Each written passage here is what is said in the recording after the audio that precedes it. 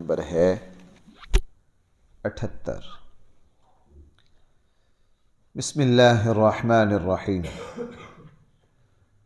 الحمد للہ رب العالمین، والصلاة والسلام علی سید الانبیاء والمرسلین وعلی آلہ واصحابہ اجمعین۔ اما بعد فاعوذ باللہ من الشیطان الرجیم۔ بسم اللہ الرحمن الرحیم۔ اقم الصلاة لدلوک الشمس الى غسق اللیل وقرآن الفجر ان قرآن الفجر كان مشهودا ومن الليل فتهجد به نافلة لك عسى أن يبعثك ربك مقاما محمودا صدق الله مولانا العظيم۔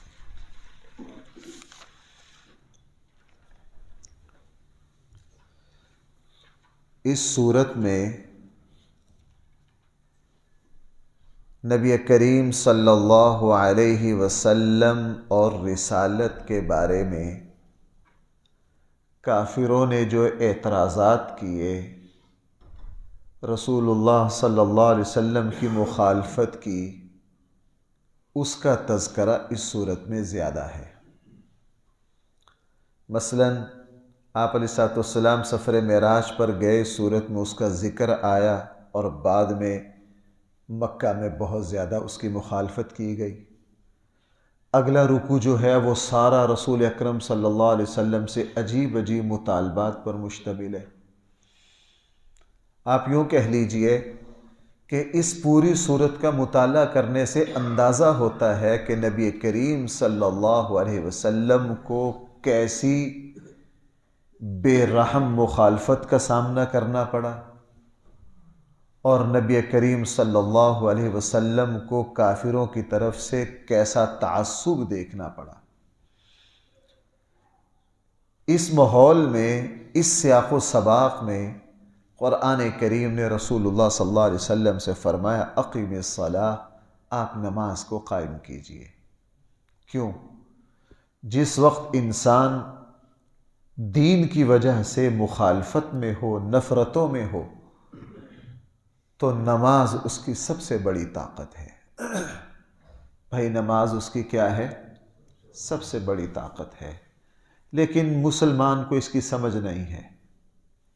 آپ حضرات کو میں نے بار بار حوالہ دیا ہے کہ سورہ مزمل دوسری وحی ہے، اور آپ کو پتہ ہے رسول اللہ صلی اللہ علیہ وسلم نبوت ملنے کے بعد پیغمبرانہ ذمہ داریوں کی وجہ سے فکر مند تھے کہ میں اتنی بھاری ذمہ داریاں کیسے اٹھاؤں گا، تو قرآن نے فرمایا تھا یا ایھا المزمل قم اللیل الا قلیلا۔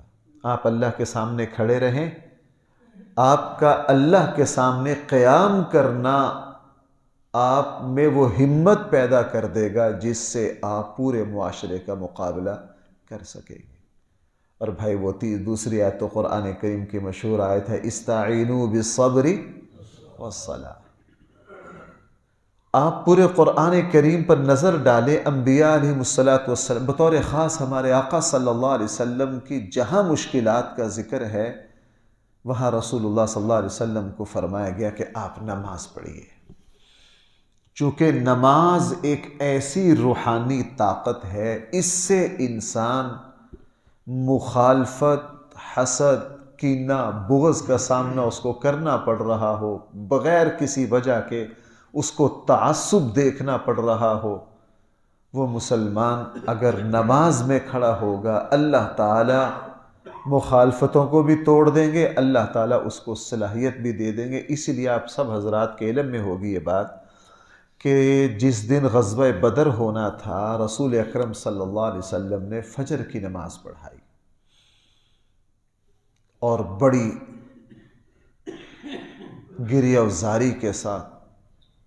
کیسی نماز ہوگی وہ میدان بدر میں؟ اب نماز کے فوراً بعد بھائی جان دینے کے لیے صفیں لگنی ہیں۔ یہ نماز کی صفیں ہیں، اور سلام پھیر کر بھائی کس کی صفیں لگنی ہیں؟ موت کی صفیں لگنی ہیں۔ اور یہ لوگ وہ ہیں جو زمین پر پاکیزہ ترین جماعت ہے، اور امام نبی کریم صلی اللہ علیہ وسلم ہے، فجر آپ پڑھا رہے ہیں، کیا کیفیت ہوگی ہم تو اس کو لفظوں میں تعبیر نہیں کر سکتے۔ حضور علیہ السلام اور صحابہ اکرام نے اطمینان سے لمبی فجر کی نماز پڑھی، اور فجر کے بعد پھر رسول اللہ صلی اللہ علیہ وسلم نے صحابہ اکرام میں واعظ فرمایا، پھر رسول اللہ صلی اللہ علیہ وسلم نے صحابہ اکرام میں ایک واعظ فرمایا، تقریر فرمائی، اور اس کے بعد پھر میدان جہاد کی صفیں غزوہ بدر میں سجی۔ اور حضرت عبداللہ ابن عباس رضی اللہ عنہ فرماتے ہیں جب بھی ہم نے نبی کریم صلی اللہ علیہ وسلم کو دیکھا کہ آپ پر کوئی مشکل آئی ہے تو رسول اللہ صلی اللہ علیہ وسلم بھائی کیا کرتے؟ فوراً نماز پڑھتے۔ غزوہ خندق آپ کو پتہ ہے بہت الجھا ہوا غزوہ تھا، بہت خطرناک غزوہ تھا۔ قرآن کریم سورہ احزاب کے دوسرے رکوع میں حناجرہ، اس کو کہتے ہیں حنجرہ، عربی میں گلے کو بھائی کیا کہتے ہیں؟ حنجرہ داودی، حناجرہ۔ قرآن کریم صحابہ اکرام کو کہہ رہا ہے غزوہ احزاب اور خندق تم پر ایسا مشکل پڑا کہ تمہارے دل کہاں اٹک گئے؟ گلے میں اٹک گئے، تمہارے دل یہاں اٹک گئے، اور صحابہ اکرام پر بہت مشکل آئی۔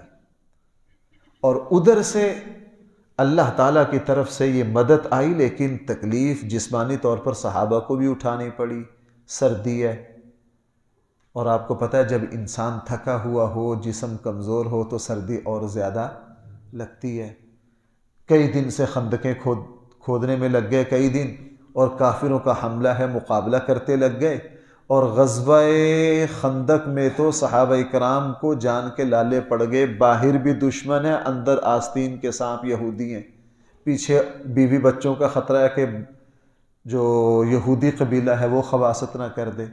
اب اللہ تعالیٰ کی طرف سے مدد آئی، مدد کیا آئی؟ طوفان آیا، بارش آئی۔ اب ظاہر ہے کھلے میدان میں پڑے ہیں، جنگ ہو رہی ہے، جسم تھکے ہوئے ہیں، اوپر سے سردی ہے، اور بھائی جسم پر کپڑے نہیں، اور اوپر سے کیا آ جائے؟ طوفان آ جائے۔ اب ایک صحابی فرماتے ہیں کہ ہم نے حضرت حذیفہ نے تفصیل سے بیان کیا کہ ہماری صورتحال یہ تھی کہ ہم زمین کے ساتھ چمٹے ہوئے تھے، زمین کے اندر کی جو ہیٹ ہے نا، ریت کو ہٹاتے، وہ جو اس پر لیٹ جاتے اور اوپر کوئی چیز لیتے تاکہ پانی نہ آئے۔ ہمارے جسموں میں اتنی حرارت کی کمی تھی کہ ہم زمین سے کیا لے رہے تھے؟ ہیٹ لے رہے تھے، سب زمین سے چپکے ہوئے تھے رات کو۔ تو حضرت حذیفہ فرماتے ہیں میں نے دیکھا کہ اس ماحول میں ایک ریت کے ٹیلے کے پاس رسول اللہ صلی اللہ علیہ وسلم کھڑے ہو کے نماز پڑھ رہے ہیں۔ جہاں خندق کھودی گئی ہے آج وہاں چھوٹی چھوٹی مسجدیں، ایک بڑی مسجد بنی ہے نا، 1400 سال پہلے تو وہاں کیا تھا؟ وہاں ریت تھا، جھاڑیاں تھیں، اور کیا تھا وہاں؟ کچھ بھی نہیں تھا، کوئی کھجور کے اکے دکھے، اور اتنا کھلا میدان ہو، سردی کا موسم ہو، رات ہو، طوفان ہو۔ تو حضرت حذیفہ کیا فرمانے، ہم نے دیکھا رسول اللہ صلی اللہ علیہ وسلم نماز پڑھتے، سلام پھیر کے صحابہ اکرام کو دیکھتے کہ سب چمٹے ہوئے، پھر نماز میں شروع ہو جاتے۔ پھر کس میں شروع ہو جاتے؟ کہنے لگا کہ ایک رات کو ایسی شدت آئی کہ ہم سب چمٹے ہوئے تھے، رسول اللہ صلی اللہ علیہ وسلم اٹھے، کسی صحابی کو کام بھیجنا تھا، ہر کوئی یہ چاہ رہا تھا کہ اللہ کے نبی مجھے نہ کہیں، ایسا مشکل۔ کہنے لگا اللہ کے نبی مجھ تک آئے، میں بھی زمین کے ساتھ چمٹا ہوا تھا چونکہ سردی بہت تھی۔ اللہ کے نبی نے کہا کون؟ میں نے کہا حذیفہ۔ کہا کھڑے ہو جاؤ۔ کیا ہو جاؤ؟ میں کھڑے ہو گیا۔ اتنی سخت سردی میں مجھے کہا جاؤ دشمن کے حالات معلوم کر کے آؤ، کیا صورتحال ہے۔ اب مجھے سردی لگ رہی ہے، جسم پر کپڑے نہیں ہیں، بری حالت ہے، اور میں تھوڑا سا ہچکچایا، اللہ کے نبی نے پھر میرے لیے دعا کی اور میرے کندھے پر شاباش کے طور پر ہاتھ بھی مارا، کہا جاؤ صورتحال معلوم کر کے آؤ۔ کہنے لگا میں اللہ کے نبی کی اطاعت میں جیسے ہی چلنا شروع ہوا تو مجھے یوں لگا جیسے سردی کا کوئی وجود نہیں ہے، اور میں تھوڑی دیر میں کافروں کے قافلے میں پہنچ گیا۔ وہاں ادھم مچا ہوا تھا اور وہ سارے بد دل ہو گئے تھے، سب کہہ رہے تھے ہم کس مصیبت میں پھنس گئے، بھاگو یہاں سے، بھاگو یہاں سے۔ کوئی اپنے، چونکہ ان کے خیمے اکھڑ گئے تھے، ان کے جانور اڑ رہے تھے سردی میں، ہر کوئی بکلاہٹ کا شکار تھا۔ تو میں کافروں کے لشکر کی بکلاہٹ کا مشاہدہ کر کے میں نے آ کے رسول اللہ صلی اللہ علیہ وسلم کو اس کی اطلاع کی، اور یہ فرمایا ہماری سب سے سخت ترین رات تھی یہ، کہ طوفان ہے، بارش ہے، سردی ہے، اور ہم نے جب صبح ہوئی تو ہم نے دیکھا کہ کافر جتنے بھی 10,000 کا لشکر تھا وہ دم دبا کر بھاگ گیا۔ مجھے جو بات سنانی تھی کہ اس شدید ماحول میں کھلے میدان میں کھڑے ہو کے بھائی رسول اللہ صلی اللہ علیہ وسلم کیا کر رہے ہیں؟ نماز پڑھ رہے ہیں۔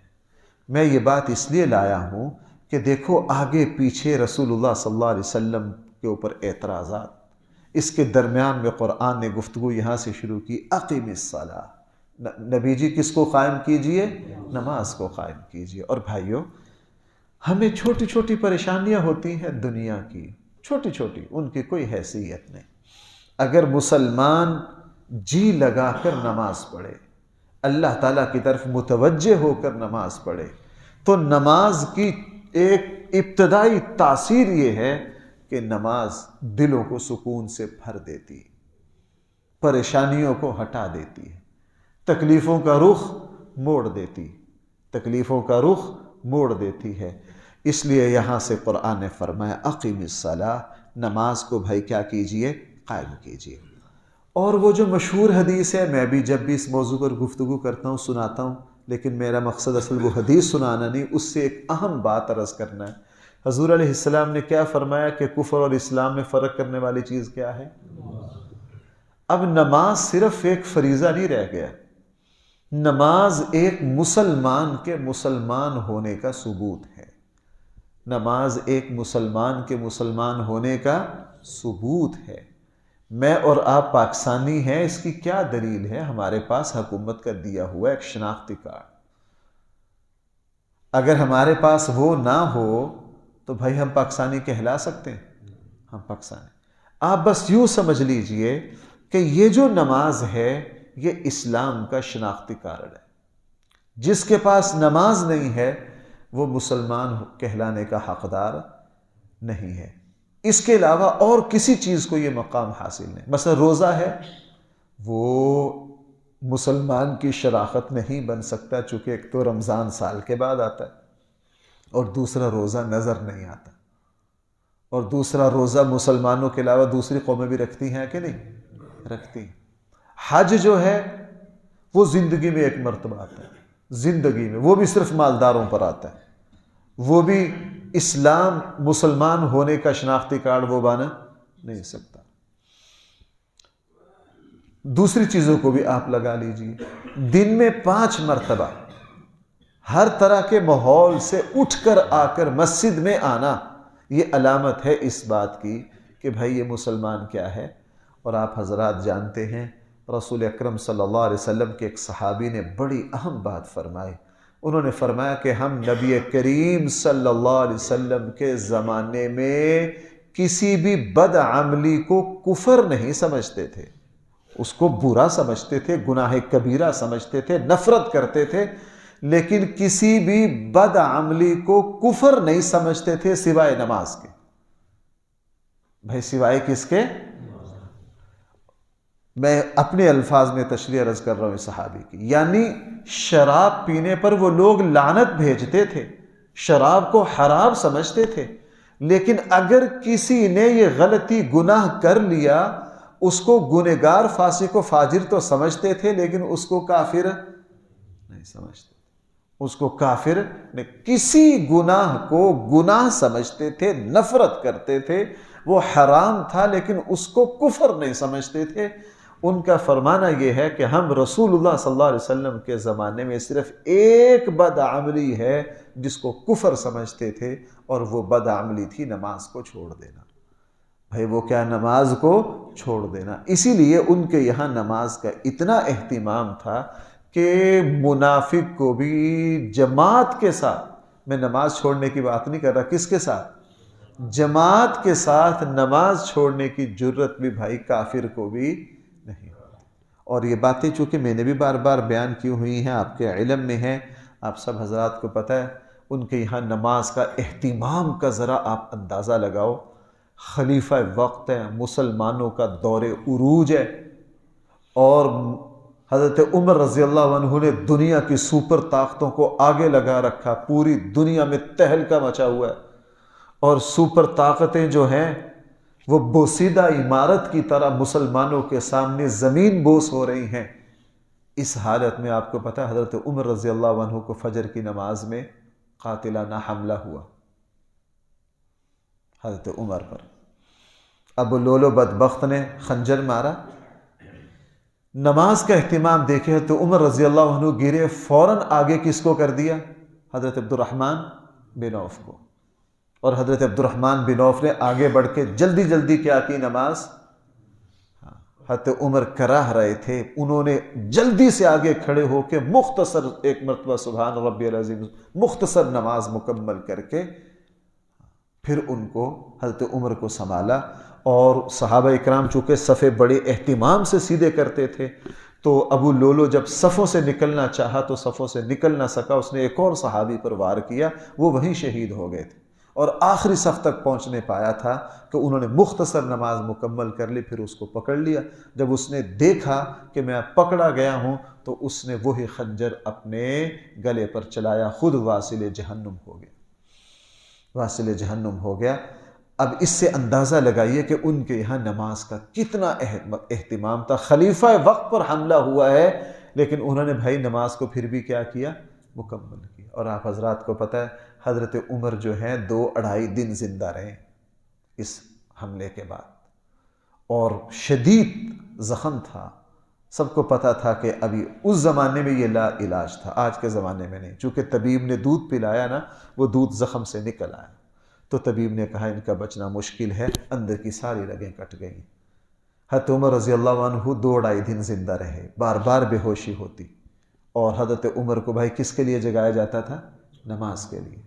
بیٹے حضرت عبداللہ ابن عمر ویسے نہیں جگاتے تھے، اس حالت میں پتہ ہے کہ دنیا سے جا رہے ہیں، مرض الوفات ہے، لیکن جب نماز کا وقت ہوتا، بے ہوش ہوتے، تو حضرت عبداللہ ابن عمر جگاتے، ابا جی نماز پڑھ لیجئے۔ جب جگاتے نا اور یوں کہتے ابا جی نماز پڑھ لیجئے، تو حضرت عمر فوراً فرماتے ہاں نماز کسی حالت میں معاف نہیں۔ اس حالت میں بھی حضرت عمر کیا فرماتے؟ نماز کسی حالت میں معاف نہیں، نماز کسی حالت میں معاف نہیں۔ فوراً کیا کرتے؟ نماز پڑھتے۔ یعنی حضرت عمر رضی اللہ عنہ ایک نماز میں کئی مرتبہ بے ہوش ہوئے، لیکن حضرت عمر رضی اللہ عنہ نے نماز نہیں چھوڑی۔ اور بھائی وہ جو 5ویں پارے میں بھی میں نے عرض کیا تھا، وہ جو نماز خوف کا تذکرہ ہے، جس وقت صلح حدیبیہ کے موقع پر صحابہ اکرام عمرہ قضا کے موقع پر تشریف لائے۔ اصل پہلے صلح حدیبیہ ہی، عمرہ قضا تو پھر بعد میں ہوا۔ جب صلح حدیبیہ تھی اس وقت جنگ کا بھائی کیا تھا؟ خطرہ تھا، مذاکرات چل رہے تھے، تو رسول اللہ خالد بن ولید کافروں کی طرف سے آئے، اور انہوں نے جب نماز پڑھتے دیکھا نا، انہوں نے کہا لو جی اب بات سمجھ میں آ گئی ہے، جب یہ نماز پڑھیں گے ان پر حملہ کریں گے۔ غالباً عصر کی نماز تھی، حضرت خالد بن ولید کافر تھے اس وقت، کافروں کی طرف سے آئے تھے، نیت کی کہ کب حملہ کریں گے؟ عصر کی نماز میں، اور عصر کی نماز میں نماز خوف آ گئی۔ اب نماز خوف کا طریقہ آپ سن لیجئے، اس سے اندازہ لگائیے کہ نماز کی اہمیت کتنی ہے۔ اب نماز خوف کا طریقہ کیا ہے؟ جب جنگ کا خطرہ ہو تو امام اپنے مقتدیوں کی کتنی جماعتیں بنائے؟ 2۔ اب ذرا اس سے اندازہ لگاؤ نماز کی اہمیت کا۔ آج ہم لوگ کہہ دیتے ہیں یارو میں لاہور جا رہا تھا، بس مجھے موقع نہیں مل سکا سفر میں۔ 2 جماعتیں، ایک کافروں کے مقابلے پر کھڑی رہے اور دوسری کس کے پیچھے؟ امام کے پیچھے۔ اگر 4 رکعتوں والی ہے تو امام ان کو مختصر سی 2 رکعتیں پڑھائے گا، لیکن امام سلام نہیں پھیرے گا۔ دوسری رکعت سے اٹھ کر جیسے ہی عبدہ و رسولہ پر امام پہنچے گا، امام سلام نہیں پھیرے گا، مقتدی بغیر سلام پھیرے اٹھ کے چلے جائیں گے۔ بھائی اٹھ کے کہاں جائیں گے؟ وضو خانے پر؟ کدھر جائیں گے؟ محاذ پر۔ کہاں جائیں گے؟ محاذ پر۔ یہ نہیں کہ 10 قدم چلیں گے، کسی کو 200 قدم چلنا ہے، کسی کو 600 قدم چلنا ہے، تلواریں لینی ہے، کہ دشمن کے مقابلے پر جا رہے ہیں۔ اور یہ جب وہاں جا رہے ہیں یہ نماز میں، دوسرے آ جائیں گے، یہ جا کے مورچے سنبھال لیں گے، اور دوسرے کیا کریں گے؟ امام کے پیچھے 2 رکعتیں پڑھیں گے۔ اب امام کے پیچھے جب دوسرے 2 رکعتیں پڑھیں گے، امام کی یہ ہو جائے گی تیسری اور چوتھی۔ امام سلام پھیر دے گا، امام کیا کرے گا؟ سلام پھیر دے گا۔ اور آگے 2 طریقے میں بس ایک بیان، چونکہ میرا مقصد نماز خوف کا طریقہ بیان کرنا نہیں نا، میرا مقصد تو نماز کی اہمیت بیان کرنا ہے۔ امام سلام پھیر دے گا، اس کی 4 پوری ہو گئی۔ یہ جو پیچھے والے ہیں نا، 2 ان کو امام کے ساتھ مل گئی، 2 یہ اپنی پڑھ لیں گے، 4 پڑھ کے پھر کدھر جائیں گے؟ محاذ پر۔ اب دوسرے آ جائیں گے، دوسرے آ کر وہ یہ نہیں کہیں گے اللہ اکبر ہم 2 دوبارہ پڑھ رہے ہیں، نہیں، وہ بھی نماز میں ہیں۔ وہ کہاں ہیں؟ وہ نماز میں ہیں۔ وہ آئیں گے، آ کے پھر اپنی باقی 2۔ یہاں مفسرین کے، یہ 5ویں پارے میں ہے، وَإِذَا ضَرَبْتُمْ، قرآن نے وہاں 5ویں پارے کے آخری جو 6-7 رکوع ہیں وہاں قرآن بیان کر رہا ہے۔ مفسرین نے یہاں نقطہ اٹھایا ہے کہ یار نماز میں اتنی چلت پھرت، اتنی چلت پھرت، یہاں اللہ تعالیٰ بھائی نماز معاف کر سکتے تھے کہ نہیں؟ کہتے چلو ٹھیک ہے نماز معاف، چونکہ جان کا خطرہ۔ فرمایا نہیں نہیں نہیں، نماز ہر حالت میں پڑھنی ہے، چلنا پھرنا جو کچھ ہو جا، ہاں چل۔ آپ کو پتہ ہے اگر کوئی شخص ہے اس کا پیشاب نہیں رک پا رہا، اب ظاہر عام حالت میں اگر کپڑے ناپاک ہو جائیں بھائی نماز جائز ہے؟ نہیں۔ لیکن اگر کوئی بوڑھے بزرگ ہیں ان کا پیشاب رکتا ہی نہیں، معذور ہیں، ہر وقت قطرے قطرے قطرے، شریعت کہتی ہے کوئی بات نہیں، وہ کپڑے ناپاک ہے بھائی، جس وقت تمہارے 2 منٹ بھی قطرے نہیں ٹھہرتے تم کیا کرو؟ تم وضو کرو، کپڑے ناپاک ہے ٹھیک ہے، اسی ناپاکی کی حالت میں کیا کر لو؟ یعنی شریعت اپنی شرائط کو واپس لیتی رہتی ہے، پاکی کی شرط کو واپس لے لی، کپڑوں کے پاک ہونے کی شرط کو واپس لے لیا۔ قیام فرض ہے، چوٹ لگ گئی قیام نہیں کر، کوئی بات نہیں بیٹھ کے کر لو، اور بیٹھا نہیں جاتا اب لیٹ کے ہو گیا، فرمایا کوئی بات نہیں، اب قیام بھی جاتا رہا، سارا کچھ جاتا رہا، سارا کچھ، لیکن بھائی نماز پڑھنی کیا کرنی ہے؟ کیوں میں اتنا زور کیوں دے رہا ہوں؟ اس لیے کہ اسلام اور کفر میں فرق کرنے والی چیز بھائی کون سی ہے؟ اور مجھے سب سے پہلے یہ جملہ ہندوستان کے ایک بہت بڑے عالم تھے، میں نے ان کی تحریر میں پڑھا تھا کہ وہاں سے کوئی 24-25 سال پرانی بات ہے۔ بعد میں پھر مجھے، چونکہ اس وقت ہمارا بچپنا تھا، طالب علم تھے، بعد میں پھر احادیث سے یہ بات مل گئی، اور پھر مجھے صحابی کا ارشاد مل گیا۔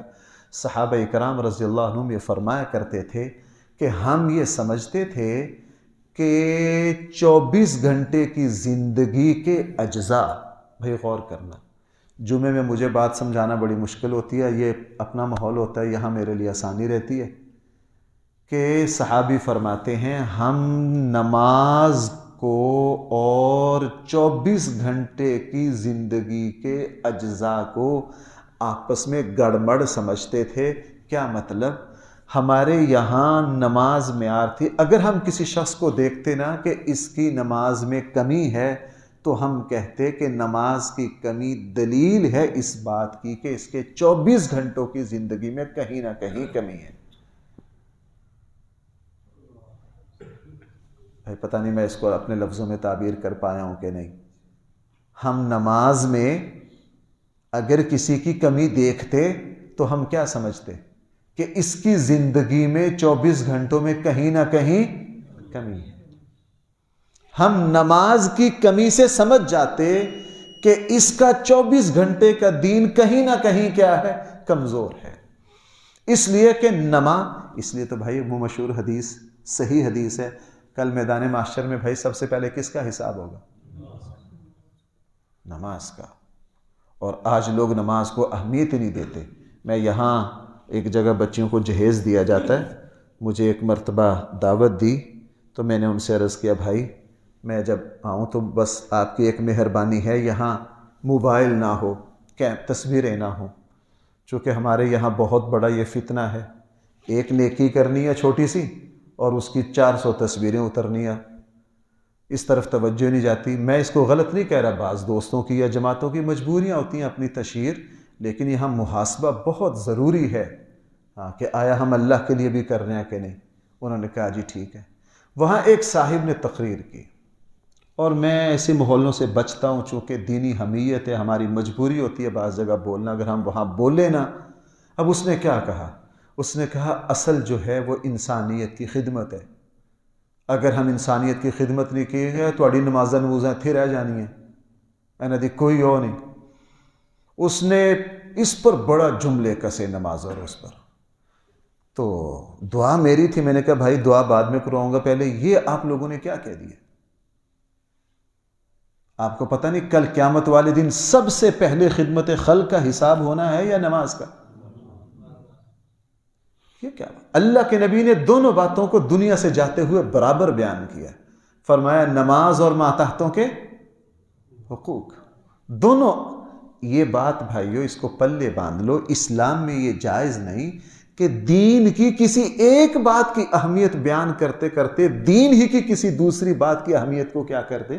کم کر دے. یہ کوئی عقل مندی نہیں، یہ کوئی عقل مندی نہیں ہے. جب ہم دین کی کسی ایک بات کی اہمیت کو بیان کریں گے، میں کمزور ہوں، مجھ سے بہت ساری جگہ پتہ نہیں لاکھوں غلطیاں ہوتی ہیں ہم سے، پتہ نہیں ایک بیان میں ہم سے کتنی کتنی غلطیاں ہوتی ہیں، لیکن اس پر بڑی توجہ ہوتی ہے کہ یار دین کی کسی ایک بات کو بیان کرتے کرتے ہم دین کی کسی دوسری بات کی اہمیت کو کم نہ کر دیں. ہر انزل الناس منازلہم، حضور نے فرمایا ہر بات کو کیا رکھو؟ اس کے درجے پر رکھو. بہرحال تو بات یہاں سے چلی تھی. قرآن کریم نے رسول اللہ صلی اللہ علیہ وسلم سے فرمایا اقیم الصلاۃ، آپ کیا کیجئے؟ نماز قائم کیجئے. انشاءاللہ کچھ اور باتیں بھی ہیں، اللہ نے توفیق دی. الحمدللہ رب العالمین والصلاة والسلام علی سید الانبیاء والمرسلین وعلی آلہ واصحابہ اجمعین. ربنا آتنا فی الدنیا حسنہ وفی الآخرة حسنہ وقنا عذاب النار. صلی اللہ تعالی علی خیر خلقہ سیدنا مولانا محمد وآلہ واصحابہ اجمعین.